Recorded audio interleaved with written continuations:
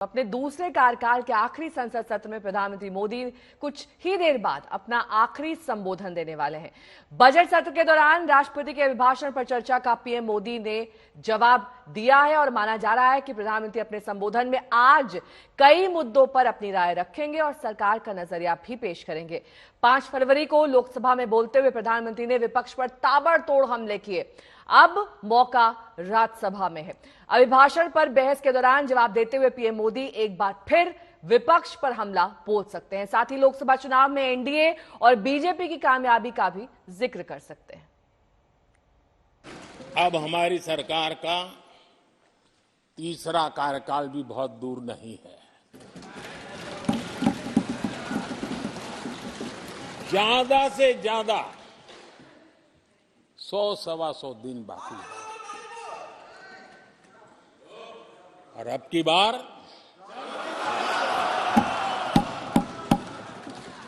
पूरा देश कह रहा है, अब की बार खड़गे जी भी कह रहे हैं।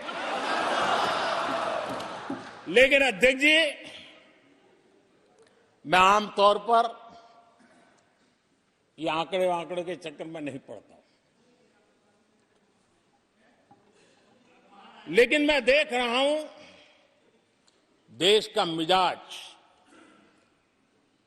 एनडीए को तो 400 पार कर पाई के रहेगा, लेकिन भारतीय जनता पार्टी को 370 सीट अवश्य देगा। कुछ दिन पहले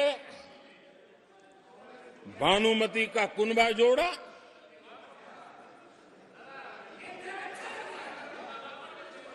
लेकिन फिर एकला चलो रे करने लग गए। कांग्रेस के लोगों ने नया मोटर मैकेनिक का काम सीखा है और इसलिए अलाइनमेंट क्या होता है उसका ज्ञान तो हो गया होगा, लेकिन मैं देख रहा हूं अलायंस का ही अलाइनमेंट बिगड़ गया।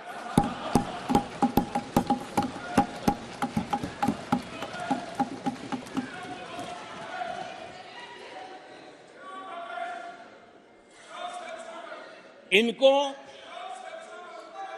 अपने इस कुनबे में अगर एक दूसरे पर विश्वास नहीं है तो ये लोग देश पर विश्वास कैसे करेंगे। हमारे 2 संवाददाता इस वक्त तमाम जानकारी के साथ जुड़ गए हैं। मौसमी सिंह मेरी सहयोगी जुड़ गई हैं, अशोक सिंघल भी जुड़ गए हैं साथ में। अशोक सिंघल, जिस तरीके से लोकसभा में जब प्रधानमंत्री ने धन्यवाद प्रस्ताव रखा उसमें विपक्ष पर सीधे तौर पर हमला बोला और साथ ही अब की बार 400 पार का नारा वो लगातार उनके भाषण में बार बार आता रहा। इन दोनों बातों के अलावा आज राज्यसभा में क्या वो पक्ष रख सकते हैं? सुरक्षा व्यवस्था को भी वहां पर जो चाहे सरकार की उपलब्धियां रही हो या विपक्ष पर हमला रहा हो, आज भी उनके भाषण में साफ तौर से दिखाई देगा कि परिवारवाद को लेकर भी उन्होंने टारगेट किया, कांग्रेस की नीतियों को लेकर टारगेट किया कि किस ढंग से महंगाई का जिक्र करते हुए प्रधानमंत्री ने कहा था कि हमारे कार्यकाल में महंगाई नियंत्रण में है, जबकि उस वक्त कांग्रेस जब भी आती थी महंगाई लाती थी। ये उन्होंने लाइनें बोली। और दूसरा, चाहे वो सिविल एविएशन का सेक्टर हो, रेलवे का हो, सड़कों का हो, तमाम उपलब्धियां प्रधानमंत्री मोदी ने गिनाई और आज भी उसी लाइन पे, लगभग उसी लाइन पे प्रधानमंत्री राज्यसभा में बोलने वाले हैं। और साफ तौर से उन्होंने ये कहा कि इस बार हालांकि आंकड़ों में ज्यादा विश्वास नहीं करते हैं, लेकिन 400 पार एनडीए को मिलेंगे और 370 प्लस बीजेपी जीतने वाली है।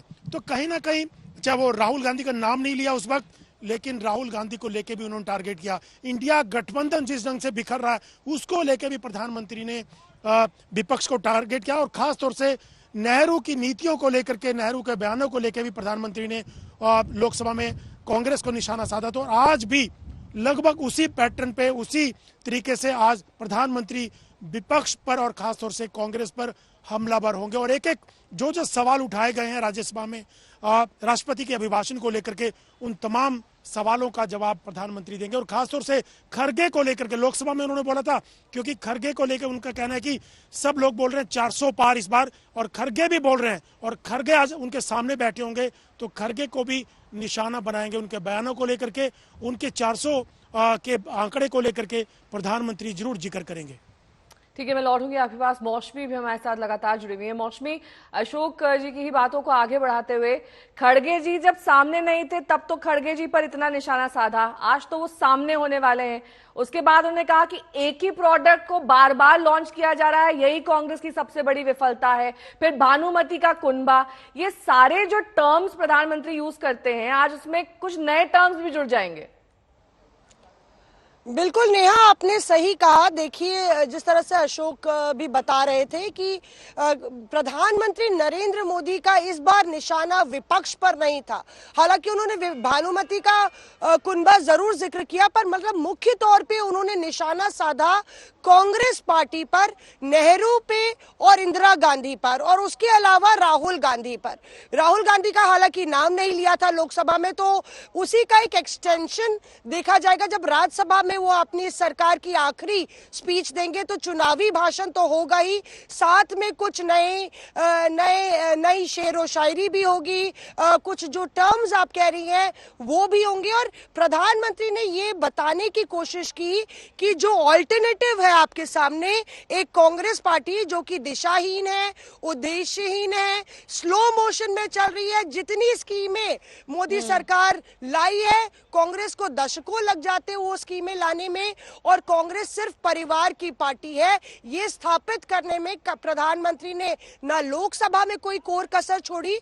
और कोशिश यही होगी कि कांग्रेस की क्रेडिबिलिटी को हिट किया जाए। और ये तब है कि जब जयंत चौधरी, खबर आ रही है कि जयंत चौधरी पाला बदल सकते हैं, तो प्रधानमंत्री मौजूदा राजनीतिक स्थिति पर भी 400 पार का नारा लगाते हुए इशारा कर सकते हैं। अपने आप में तो सक्षम है ही, क्योंकि उन्होंने साफ तौर पर यह कहा कि तीसरी बार भी उनकी सरकार आ रही है। इसके साथ ही विपक्ष की भी कमर तोड़ने की पूरी तैयारी है। लोकसभा में राष्ट्रपति के अभिभाषण पर चर्चा का जवाब पीएम मोदी ने बेहद आक्रामक अंदाज में दिया। वो 99 मिनट तक बोलते रहे। कई मोर्चों से उन्होंने कांग्रेस और विपक्ष पर हमला बोला, लेकिन सबसे तेज तर्रार प्रहार उन्होंने गांधी नेहरू परिवार पर किया। लाल किले से भारत के प्रथम प्रधानमंत्री ने जो कहा था वो पढ़ रहा हूं, नेहरू जी ने। उन्होंने कहा था, हिंदुस्तान में काफी मेहनत करने की आदत आम तौर से नहीं है। ये न समझिए कि वह कौमें कोई जादू से खुशहाल हो गई। वो मेहनत से हुई है और अक्ल से हुई है। ये उनको सर्टिफिकेट दे रहे हैं, भारत के लोगों को नीचा दिखा रहे हैं। यानी नेहरू जी की भारतीयों के प्रति सोच थी कि भारतीय आलसी है। लाल किले से 15 अगस्त को इंदिरा जी ने कहा था, दुर्भाग्यवश हमारी आदत ये है कि जब कोई शुभ काम पूरा होने को होता है तो हम आत्मतुष्टि की भावना से ग्रस्त हो जाते हैं, और जब कोई कठिनाई आ जाती है तो हम ना उम्मीद हो जाते हैं। कभी कभी तो ऐसा लगने लगता है कि पूरे राष्ट्र ने ही पराजय भावना को अपना लिया है। देश ने जितना परिवारवाद का खामियाजा उठाया है, और उसका खामियाजा खुद कांग्रेस ने भी उठाया है। एक ही प्रोडक्ट बार बार लॉन्च करने के चक्कर में कांग्रेस की दुकान ताला लगने की नौबत आ गई है। लोकसभा में राष्ट्रपति के अभिभाषण पर चर्चा का जवाब देते हुए प्रधानमंत्री ने कांग्रेस समेत पूरे विपक्ष पर किस तरीके से चुन चुनकर हमले किए, आपने देखा। इसी की एक और बानगी आप देखिए। आदरणीय अध्यक्ष जी, एक कहावत है हमारे उत्तर प्रदेश में, खास एक कहावत कही जाती है, 9 दिन चले 2.5 कोस।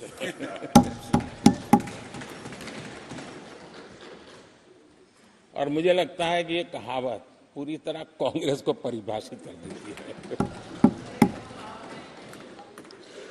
ये कांग्रेस की सुस्त रफ्तार, कांग्रेस की सुस्त रफ्तार का कोई मुकाबला नहीं। आज विपक्ष की जो हालत होगी ना, इसकी सबसे दोषी कांग्रेस पार्टी है।